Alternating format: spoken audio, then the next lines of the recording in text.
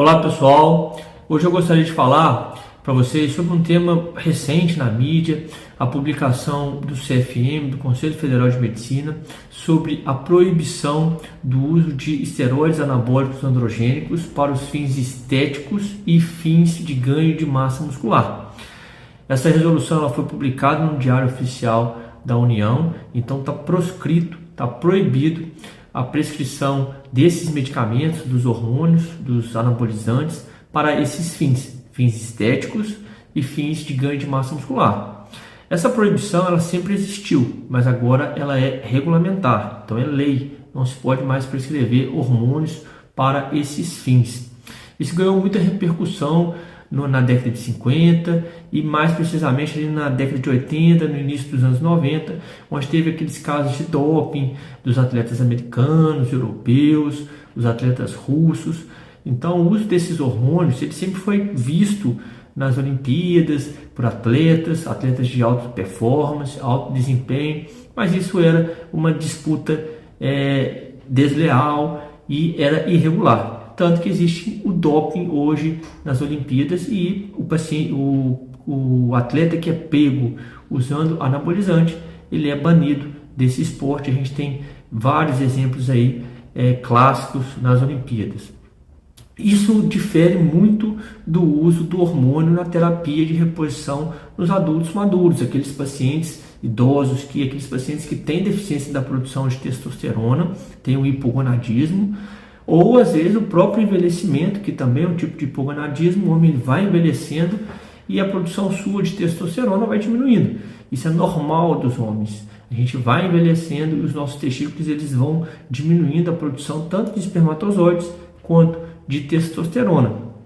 E o grande ponto é que a testosterona ela não é só um hormônio sexual. A testosterona ela não está só relacionada com o desempenho sexual do homem, com a libido, com o apetite sexual. A testosterona ela exerce outros papéis mais importantes no nosso organismo, participa de reações fisiológicas e está diretamente relacionado com a questão da preservação da massa óssea, evitando assim a osteoporose, que é muito comum nos idosos, a perda da massa muscular, que é a sarcopenia, que é um tema que a gente discute menos do que a osteoporose. A gente fala mais da perda do osso, do mineral osso, mas a gente fala pouco da perda da massa muscular. E o idoso, o homem, ele vai envelhecendo, ele vai perdendo massa muscular, e isso pode acarretar tanto na questão do desempenho físico como na própria questão estrutural. Então a testosterona ela evita essa perda da massa muscular naqueles pacientes que têm redução da testosterona, e também tem relação também com a questão da gordura corporal.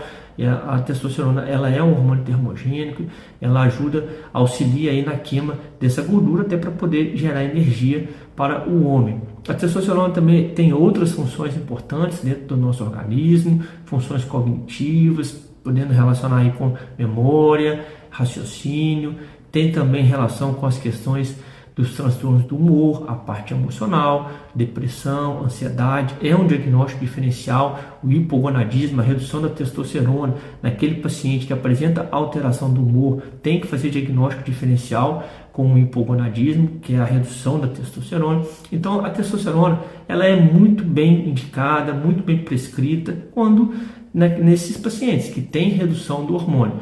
E o intuito da reposição hormonal é justamente colocar o homem na sua faixa fisiológica de produção hormonal.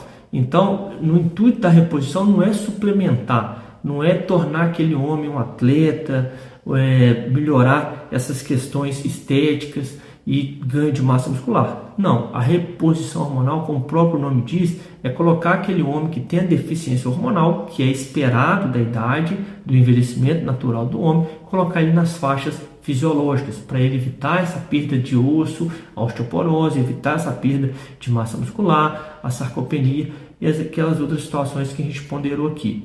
Diferente do uso para fins anabólicos, para fins estéticos e para fins de ganho de massa muscular. Quando a testosterona ela sobe dos níveis fisiológicos, ela fica na faixa suprafisiológica, que é quando ela também aumenta o risco dos efeitos colaterais, efeitos cardiovasculares, insuficiência cardíaca, ataque cardíaco, alteração do colesterol e todas essas condições que são graves, são efeitos adversos que podem prejudicar o paciente, e como a gente não tem segurança para poder manter esse paciente em uso de anabolizantes para fins estéticos e de ganho muscular, de ganho de massa muscular, como a gente não tem segurança para manter esse paciente nessa faixa de hormônio suprafisiológico, onde a incidência de efeitos colaterais é maior, o Conselho Federal de Medicina documentou, regulamentou essa questão da proibição do uso de esteroides para esses fins,